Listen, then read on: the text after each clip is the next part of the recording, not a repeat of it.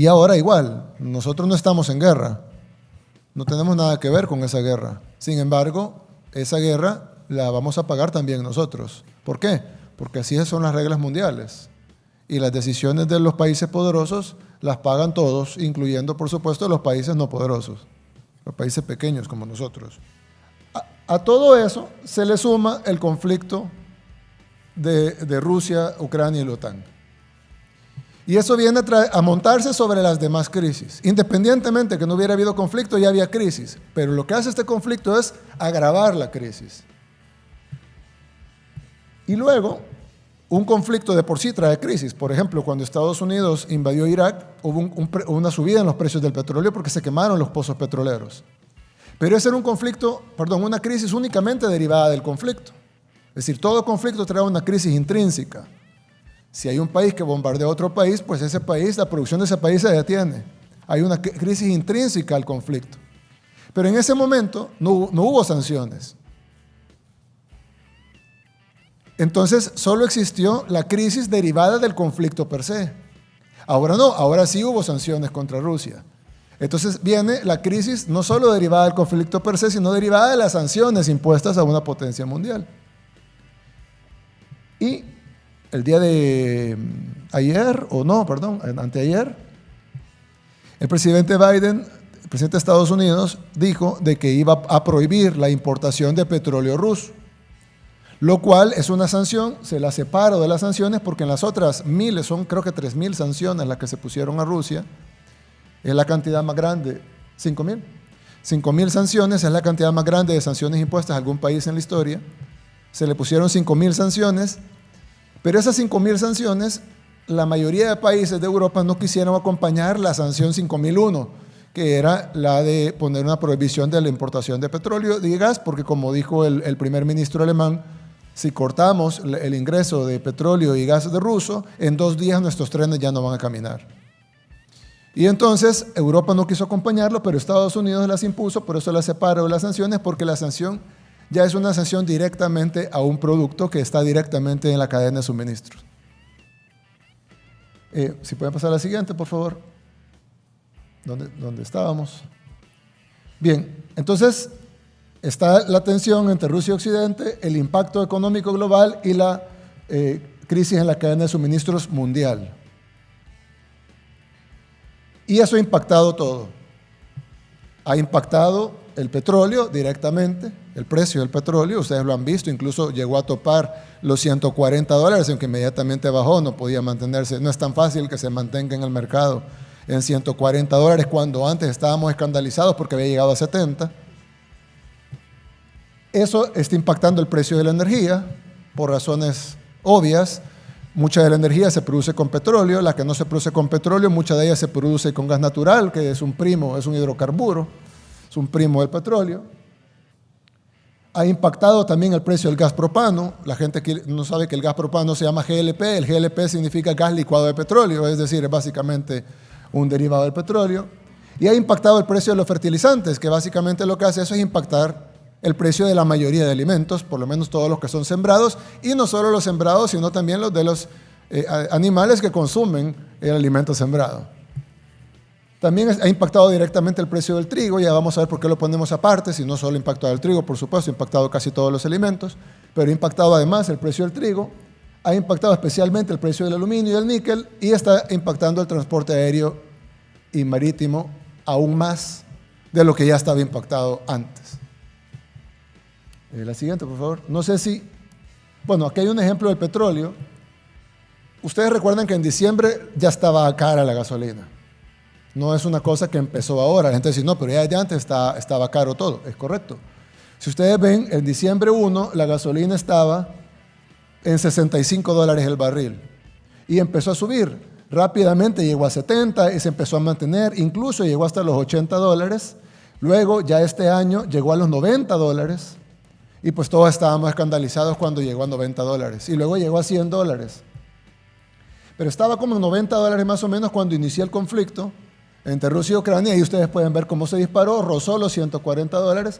Luego bajó un poco, pero siempre se mantiene muy por encima de los $60 o $65 en los que estaba en diciembre 1 del año pasado, cuando ya estaba caro.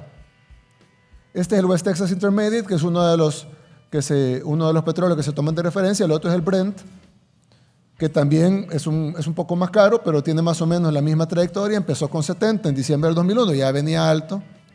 Recuerden que venimos de menos 37, ¿verdad? Subió a 70, o sea, venía en 70, fue subiendo, como ustedes pueden ver, iba subiendo desde antes, pero al final, en febrero 24, cuando inicia el conflicto, se dispara.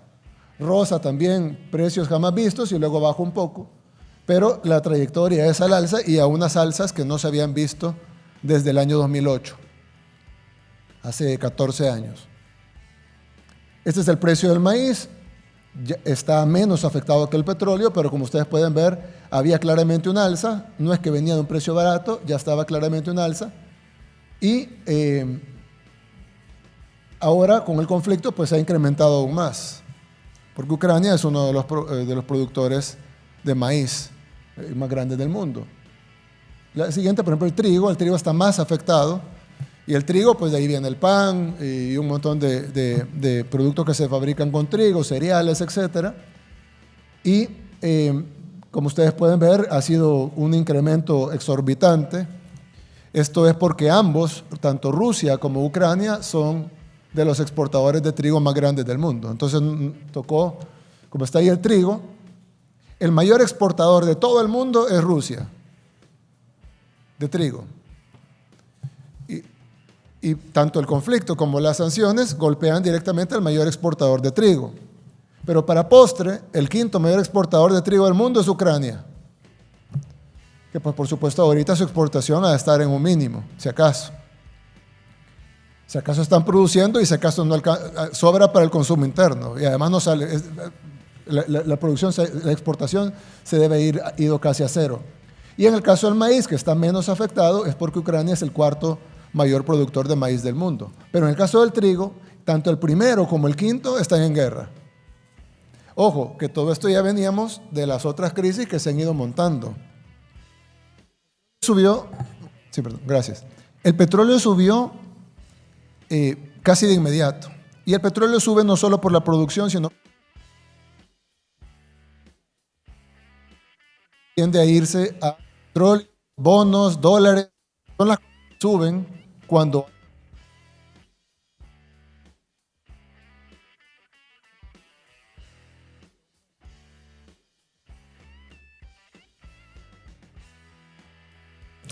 perdón, gracias.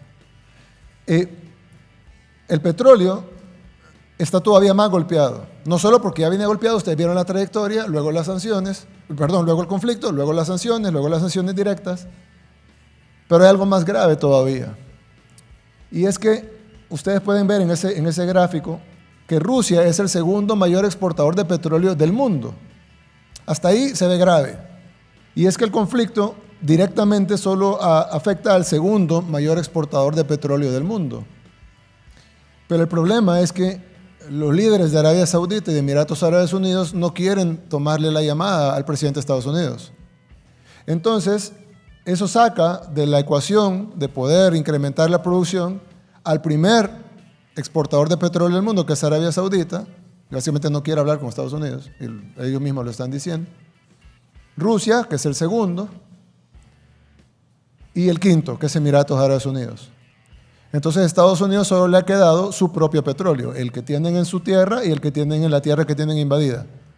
Irak y Estados Unidos, nada más. Y entonces, por eso les ha tocado ver a Venezuela, así como pudiera parecer absurdo que vayan a Venezuela después de todo lo que ha pasado, pero es que lo que pasa es que ya no hay más países.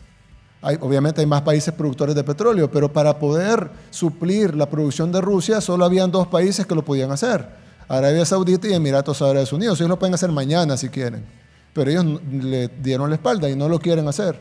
Entonces, no pueden subir la producción de Irak más, y por algún motivo no suben la producción interna de Estados Unidos. Entonces ha tocado ir a Venezuela. ¿Por qué resalto lo de Venezuela? Primero, para que se entienda la magnitud de la crisis, pero segundo, porque si Estados Unidos ha tenido que ir a Venezuela, imagínense nosotros. Estados Unidos es el país más poderoso del mundo, sin ninguna duda. Y si a ellos les ha tocado ir a Venezuela, a donde es su enemigo, a pedirle petróleo, Imagínense nosotros qué hacemos. Le llamamos nosotros a Arabia Saudita para que suba la producción. Obviamente nos toca comprar el petróleo al precio que está en el mercado, así suba a 5, a 6, a 7, a 10, a lo que tenga que subir. No tenemos otra opción más que recibir el golpe y tratar de paliarlo para la población lo que podamos. Pero si los países con gran margen de maniobra, como los Estados Unidos, nadie puede negar que es el país más poderoso del mundo y que tiene un gran margen de maniobra, no ha podido conseguir más petróleo y ha tenido que ir a tocar la puerta de Venezuela, pues imagínense El Salvador. O cualquier otro país de este tamaño, pues no solo El Salvador, incluso países 10 veces más grandes que nosotros tienen el mismo problema. Hay que ser una potencia mundial para poder abrir una de estas cosas y hasta ahorita ni siquiera Estados Unidos y Europa han logrado abrir más fuentes de petróleo, o que los países del OPEC produzcan más petróleo. No quieren. Bueno, en parte, pues, me imagino que a ellos no les molesta vender el petróleo más caro. Y ahora igual, nosotros no estamos en guerra. No tenemos nada que ver con esa guerra. Sin embargo, esa guerra la vamos a pagar también nosotros. ¿Por qué? Porque así son las reglas mundiales. Y las decisiones de los países poderosos las pagan todos, incluyendo, por supuesto, los países no poderosos, los países pequeños como nosotros. Y entonces vamos a tomar algunas medidas económicas, las hemos llamado 11 medidas ante la inflación mundial.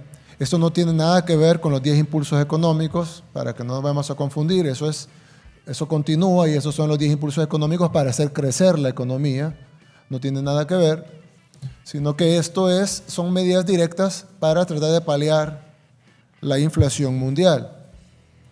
Bien, son 11.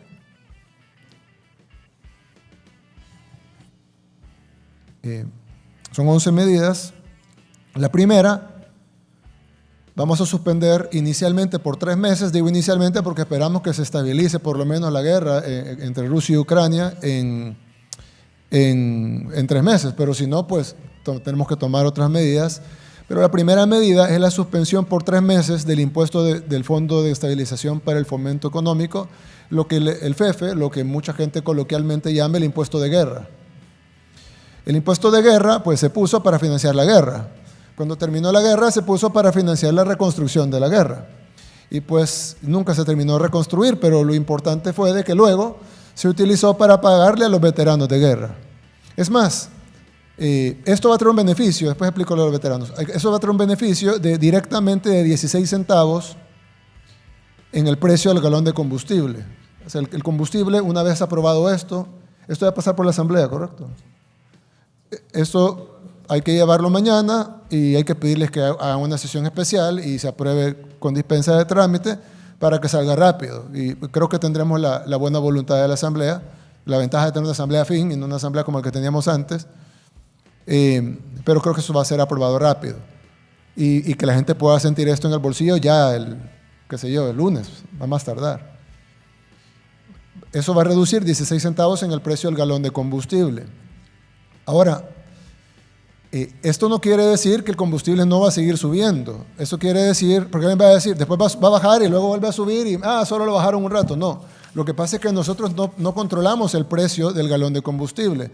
Lo que controlamos son estas cosas. Estos 16 centavos que van a bajar del FEFE, de la primera medida, va a beneficiar a la gente, así valga la gasolina $5 o valga 4 o valga 3, porque siempre le va a descontar, mientras dura la medida, 16 centavos de lo que sea. Si el precio es $5, pues no va a costar 5.16. Y si el precio es $4, pues no va a costar 4.16. Y ya cuando baje, pues veremos si podemos quitar la medida. ¿Por qué la medida le cuesta al Estado? No solo es por la recaudación, que alguien puede decir, bueno, la recaudación. El problema es que este impuesto recauda aproximadamente $3.84 millones por mes. Y al quitarla en 3 meses, asumiendo que se quita a mediados de este mes, pues ya la otra semana, son la mitad de marzo, todo abril, todo mayo y luego la mitad de junio. Y eso se acumula en $11.5 millones que el Estado deja de percibir en estos 3 meses. Si hay que renovarlo, nos costaría otros $15 millones, pero eso dependerá de la evolución de la crisis mundial.